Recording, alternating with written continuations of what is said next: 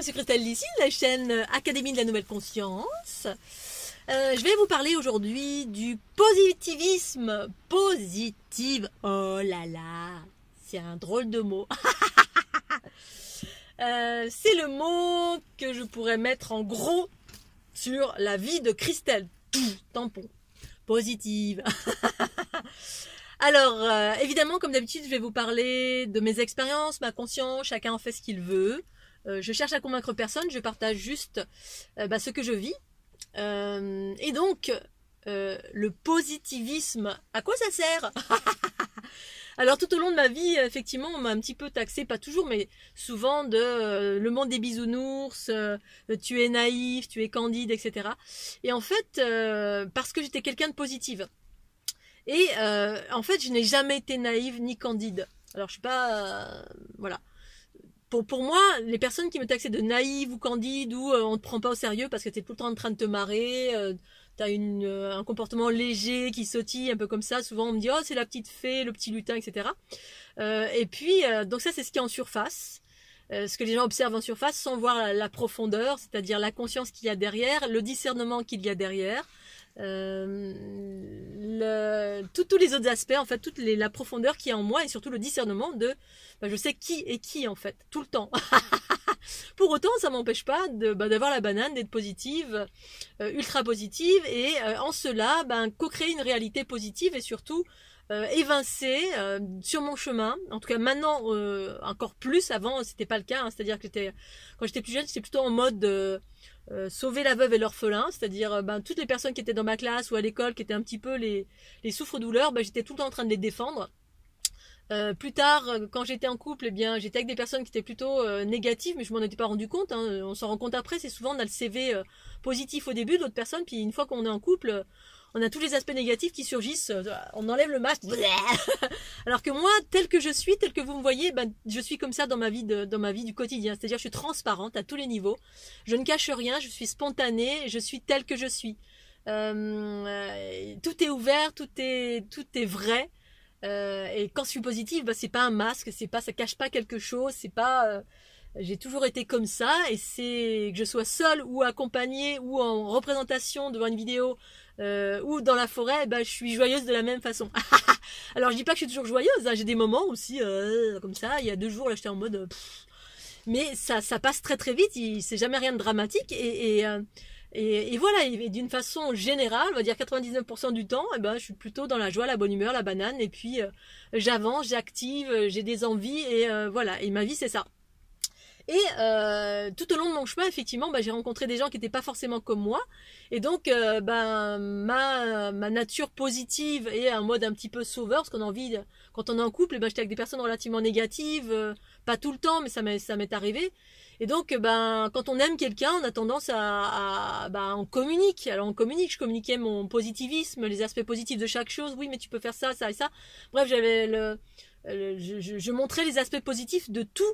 Et je relativisais tout. Dès qu'il y avait une engueulade, j'expliquais la conscience du pourquoi, du comment, mon point de vue, et pourquoi, très dans la psychologie quand j'étais plus jeune, mais en fait, psychologie égale conscience. J'étais quelqu'un de conscience, sauf que je mettais pas ces mots-là à l'époque. Et donc pour permettre de relativiser, d'aller tout le temps pour la communication, les aspects positifs, pour aller tout le temps vers une relation beaucoup plus fluide, c'est-à-dire beaucoup plus légère, beaucoup plus fluide, joyeuse, pour pacifier. En fait, je suis une diplomate née. En fait, j'étais une diplomate née. Maintenant, je suis plus une diplomate parce que j'évince maintenant. Je perds plus mon temps avec les personnes qui n'ont pas envie d'évoluer. Mais avant, c'était ça. C'était beaucoup de personnes qui mettaient les bâtons dans les roues, qui étaient négatives pour eux-mêmes. Donc, je passais beaucoup de temps. Donc, j'étais en couple. Hein, j'allais pas chercher les gens dans la rue. C'est mes relations de couple, parce que j'étais plutôt quelqu'un de sauvage. Et puis à terme, je me suis rendu compte que ça m'embourbait moi-même parce que j'arrivais pas, les personnes ne changeaient pas ou évoluaient très lentement et ça me pompait beaucoup de mon énergie. Et je m'en suis rendu compte au fur et à mesure. Bref, donc ça a été des expériences nécessaires pour apprendre à me préserver et progressivement à m'évincer de toutes les personnes qui en fait étaient négatives et évoluaient lentement. C'est-à-dire moi, je suis plutôt en mode fusée, très très rapide et voilà, les choses, je veux faire une chose, j'y vais, j'attends pas 15 ans. Quand j'ai un rêve, j'y vais, j'attends pas 15 ans. Bon, après, ça dépend des rêves, hein, mais quand j'ai envie de faire une chose, je la fais. Quand je parle d'une chose, c'est pas, ça reste pas un rêve suspendu en me disant, un jour, peut-être, oui, un jour, j'aimerais bien faire ça. C'est plus d'actualité pour moi, hein. Quand je parle d'une chose, je la fais maintenant tout de suite, je mets en action dans la mesure où c'est possible. Là, si c'est pas possible, bah, je change de rêve pour pouvoir réaliser, concrétiser. Mais le nombre de personnes que j'ai eu en face de moi qui mettaient des barrières, tout simplement parce que c'était leur propre barrière. Mais non, c'est impossible, mais tu devrais pas, non mais il faut faire comme ceci, si tu fais ça, non, il faut pas que tu prennes ça, ou alors je vais vous donner des exemples. Par exemple, là, ces derniers jours, ça fait pas mal de temps, j'ai envie de voler, donc j'ai le sentiment, la certitude que si je prends une bâche ou n'importe quoi et puis je me jette d'une falaise, bah, je sais que ça va voler. Mais tout ceci maintenant je le garde pour moi. Avant j'aurais eu tendance à en parler, bon, quand j'étais en couple, hein, juste pour partager, non pas pour demander de l'avis, parce que j'ai besoin de l'avis de personne pour faire ce que j'ai envie de faire. Alors si j'ai besoin d'un avis, maintenant je vais sur internet parce qu'il y a des aspects techniques ou quoi, mais la plupart du temps, bah non, j'ai envie de faire un truc, quand c'est de l'ordre du possible, bah, je fais. Mais si je demande un avis ou si j'en parle, eh bien il y a toujours des oiseaux de mauvais augure qui vont mettre des barrières dans le chemin, c'est-à-dire oui non mais tu sais c'est dangereux, oui mais non il faut des trucs techniques quand même, là il faut que tu aies un frein, il faut que tu aies un bâton, il faut que tu aies un machin, il faut que tu achètes ça, ça coûte tant, pour faire du parapente il faut que tu fasses un stage, attention, non c'est dangereux, c'est ci, c'est là, bref il y aura toujours des personnes qui sont, et en fait les personnes qui vous donnent des aspects négatifs, alors pour eux c'est pas des aspects négatifs parce que la plupart du temps ils ont peur pour vous, ou alors ce sont des techniciens, ils ont appris à l'école comme il fallait faire, ou ils ont appris parce que toute leur vie ils ont fait ça, et puis eux leur norme, eh ben, c'est leur expérience. Pour autant, si vous n'êtes pas dans l'affirmation de vous-même, c'est-à-dire si vous n'êtes pas quelqu'un d'ultra positif et surtout dans l'affirmation de vous, c'est-à-dire confiance en vous et faire vos expériences malgré les vétos, les 1001 vétos des personnes à qui vous avez parlé de votre envie de, je sais pas, vous jeter du vide, de faire un saut à l'élastique, ou eh bien vous allez vous dégonfler comme une poupée. Ah, il y a tout le temps quelqu'un qui vous donnera son avis en pensant qu'il a raison, ou pas forcément en pensant qu'il a raison, mais l'avis de quelqu'un, c'est l'expérience de cette personne. Et l'expérience d'une personne, c'est pas la vôtre. C'est-à-dire, une personne peut réaliser une chose, elle en tire une expérience, mais ça reste son expérience. Vous allez faire cette même chose, vous ne vivrez absolument pas la même chose. Peut-être que oui, mais peut-être que non. Donc si la personne a une expérience négative, ou si, je sais pas, elle a fait un vol, elle est tombée, elle a voulu expérimenter des choses, et elle s'est ramassée parce qu'elle a voulu faire comme vous. Oui, j'étais comme toi, j'ai fait comme toi, puis je me suis ramassée. Et ça va peut-être donc c'est un aspect en cet avis-là, eh bien c'est un avis négatif pour vous. C'est pas quelqu'un qui vous dit ouais vas-y, qui va courir avec vous dans le vent, les cheveux comme ça. Et puis qui va se jeter, qui va être joyeux avec vous et léger, et puis dans cette dynamique, cette énergie d'enfant qui croit que tout est possible, et c'est une réalité, tout est possible. Après, bien évidemment, il y a un discernement à avoir. Moi, j'ai toujours ce discernement, cet espace en moi qui, à un moment donné, va me dire, oula, là c'est dangereux. Mais je ne vais pas me poser 40 milliards de questions qui viennent du mental, qui me sabre dès le début, qui fait tchac, tchac, tchac à tous les niveaux, et puis qui va faire que, oh ben non, finalement, je vais pas le faire, c'est trop dangereux, il faut du matériel, il faut ci, il faut ça. Ça me rappelle mon frère aussi, voilà, parce que tous les aspects matériels, les gens qui sont très dans la matérialité ou très dans la connaissance extérieure, qui ont eu des diplômes, bardés de diplômes, etc., pour faire telle ou telle chose, et qui vous sabrent le chemin en vous disant, mais non, t'as pas de diplôme, t'as pas ci, t'as pas ça, tu peux pas faire. Perso, je n'ai absolument aucun diplôme. Et j'ai fait des métiers mais complètement dingues. Voilà, j'ai outrepassé cette notion-là. Ma maman, quand j'étais jeune, elle me disait ouais, ma fille, t'as rien fait comme étude, parce que voilà, j'étais déjà dès le début, je comprenais qu'on allait me formater, donc je suis pas rentrée dans le cadre, et pourtant j'avais des capacités relativement importantes à apprendre, mais pas ce qu'on voulait m'inculquer. Dès le début, je devais savoir que c'était pas ok tout ce qu'on voulait m'inculquer. Et force est de constater après effectivement que j'ai eu raison de ne pas aller dans ce sens-là, et que j'ai voulu apprendre ce que j'avais envie d'apprendre, à savoir l'école de l'expérience, et aller choisir moi-même mes bouquins ou ce que j'avais besoin d'apprendre sur cette planète. Bref, et ce qui a fait que j'ai pas été formatée comme tout le monde. Donc rentrer dans ce cadre qui nous limite en totalité et qui nous fait correspondre à une norme, tout simplement pour rentrer dans une dynamique qui est ce qu'elle est, une culture patriarcale. Voilà, où les gens sont dans des dynamiques de si t'as pas de diplôme, t'es rien, si t'as pas ci, t'es rien, si t'as pas si t'as pas une grosse planche à voile qui coûte 10 000 euros, tu peux pas faire de la planche à voile, si t'as pas un parapente, t'as 15 000 euros, si t'as pas fait 10 000 sauts, 18 000 sauts. Là, récemment, j'ai vu une vidéo de personnes qui faisaient du windsurf, je sais pas quoi, non pas du windsurf, une pratique où les êtres volent. Ils volent, ils ont des combinaisons et puis ils se jettent de falaise. Et ça, moi, ça m'excite l'essence. T'as envie de voler, enfin. Et il y a eu un reportage qui a été fait par une chaîne locale, je sais plus laquelle. Et c'était 3 jeunes, ils avaient entre 20, 25, 30 ans. Et puis on voyait qu'ils parlaient de ça, d'un truc hyper dangereux. Et derrière, donc ils parlaient d'un sport qui est au demeurant, qui pourrait donner envie à tout le monde. En tout cas, à moi, ça me donne envie.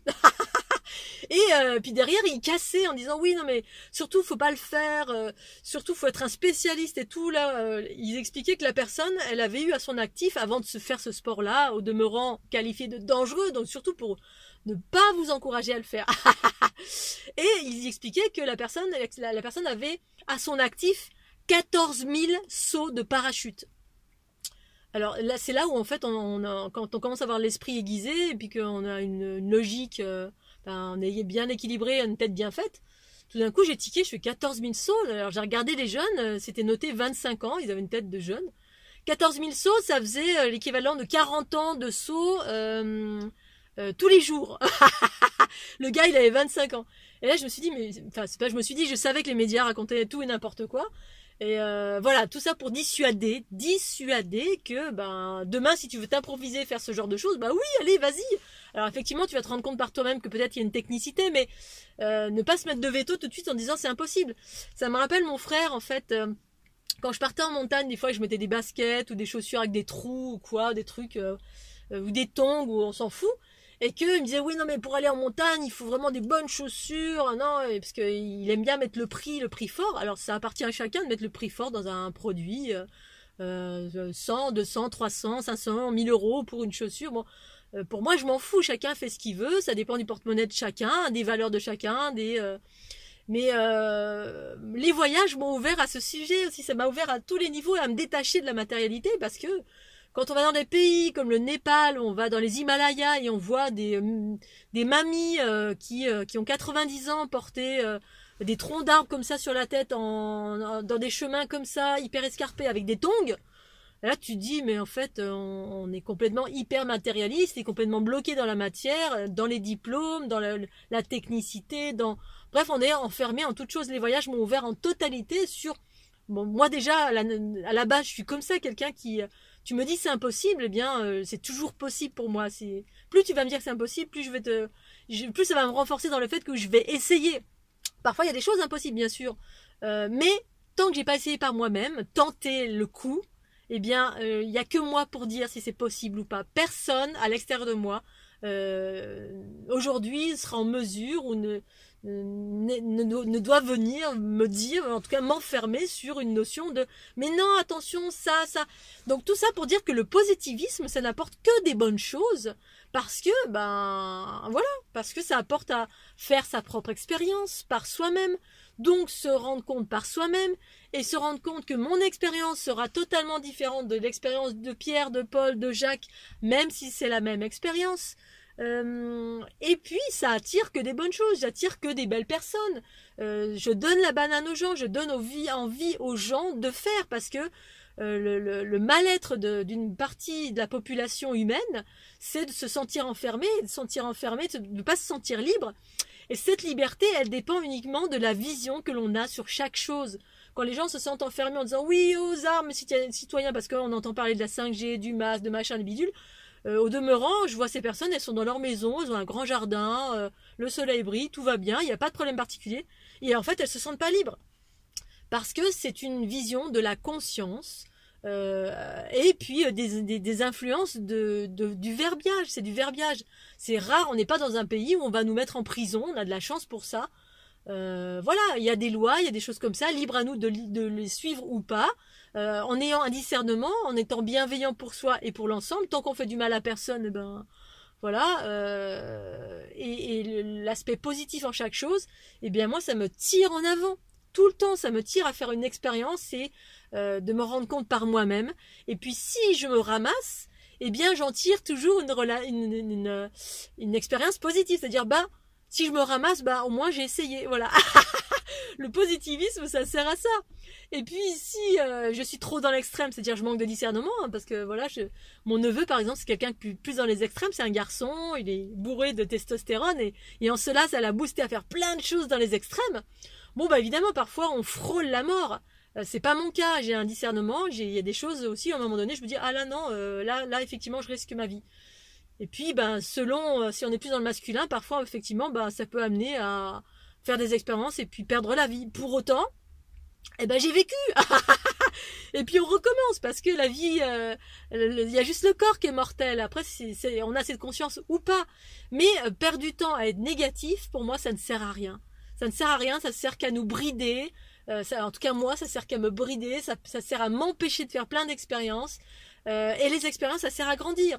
Après, évidemment, il y a le discernement. Moi, j'en suis là parce que bah, j'ai fait plein d'expériences et puis maintenant, je discerne. J'ai plus envie de me ramasser. Il y a des expériences qui m'ont permis de me ramasser et qui m'ont permis de me dire, bah là, maintenant, j'y vais plus. Et c'est ça que je raconte dans mes livres. Dieu le Père, c'est la déesse mère. Surtout aussi la fleur de l'unité succède à la fleur de vie. Je parle de ça. Les expériences servent. L'expérience avec une conscience altérée.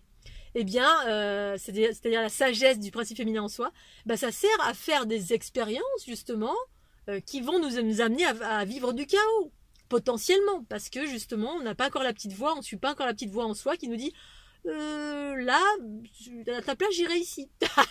Tout simplement parce qu'ici, c'est plus fluide, plus joyeux, plus harmonieux.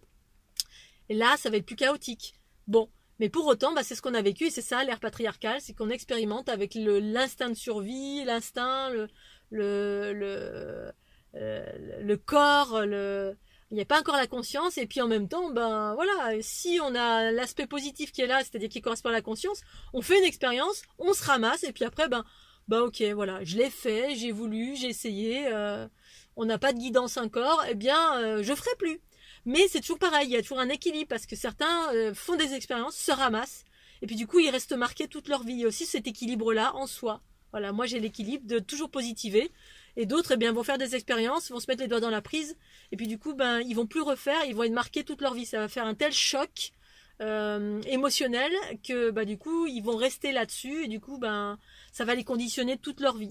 Alors que moi, c'est plutôt l'inverse, c'est-à-dire que je fais une expérience et puis si je me ramasse, parce que je me ramasse pas fortement, et puis c'est rare que je me ramasse, en général j'écoute bien là où c'est fluide, même quand c'est pas forcément fluide, mais j'écoute bien, et puis j'y vais, et puis j'ai cet équilibre en moi, et puis si jamais j'ai pas réussi, bah, notamment quand j'étais plus jeune, voilà, je voulais travailler dans plein de trucs différents, bah, je tentais l'aventure. Et tenter une aventure, c'est de se dire, bah allez j'y vais, et puis je risque quoi, juste un non.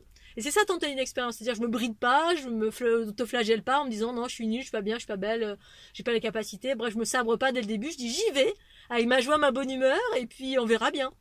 Et puis ben voilà, et se ramasser, bah ça peut, c'est juste alors, un non, on me dit non, ou je tente de monter en haut de la montagne, j'y arrive pas, je suis fatiguée, bah c'est pas grave, j'ai pas réussi, mais c'est pas grave, c'est jamais grave parce que le tout c'est de tenter, c'est ça le positivisme. Et du coup, bah, c'est que des belles choses et on a tout à y gagner que d'être positif dans la vie. Et puis s'il y a des moments où on est négatif, eh ben on les accueille. Mais parce que bah parfois, moi je suis en creux de la vague de temps en temps, ça m'arrive rarement. Mais bah j'accueille aussi. Et puis mais je vais mettre en branle mon truc positif aussi à un moment donné. Bon bah j'accueille ça, ok. Puis après, hop, je vais faire un autre choix. Hop, je vais regarder les oiseaux, chanter, la rivière. Et tout de suite, je vais voir les aspects positifs et puis je vais rebondir très rapidement. C'est ça finalement l'équilibre. Ne pas rester dans tous les aspects négatifs de la vie parce qu'en fait, ce monde est rempli que de cela. Et donc, ce monde ne va pas changer à l'extérieur. C'est vous qui allez le changer en changeant vous-même. C'est pour ça toutes les personnes qui attendent que le changement, moi c'est pas mon truc du tout parce que je sais que c'est moi qui change le monde en changeant mes propres comportements. Mais d'attendre à l'extérieur que les autres changent, que les méchants changent, qu'on arrête de nous taper dessus, que je m'en fous parce que je sais que c'est pas comme ça que ça fonctionne. C'est moi qui change et en cela, dans mes pensées, paroles et actions, je change le monde à ma mesure dans mon microcosme au quotidien. et puis en partageant une chaîne, en partageant du positivisme dans tout ce que je fais dans mon quotidien. Voilà Scooby-Doo, je vais m'arrêter là, je vous fais des gros bisous, pensez aux petits pouces bleus, même plein de petits pouces bleus. Si vous voulez faire un don, surtout, n'hésitez pas, voilà, vous avez le petit lien PayPal juste en dessous de la vidéo. Retrouvez-moi également sur fleurdelunité.gymdo.com, tous mes soins, tous mes livres, tous mes outils évolutifs, mes jeux de cartes, voilà, tous mes joujoux je vous propose pour pouvoir travailler sur vous, éclairer votre conscience, utiliser les fleurs de l'unité pour monter en fréquence. Voilà Scooby-Doo. À très bientôt, bisous.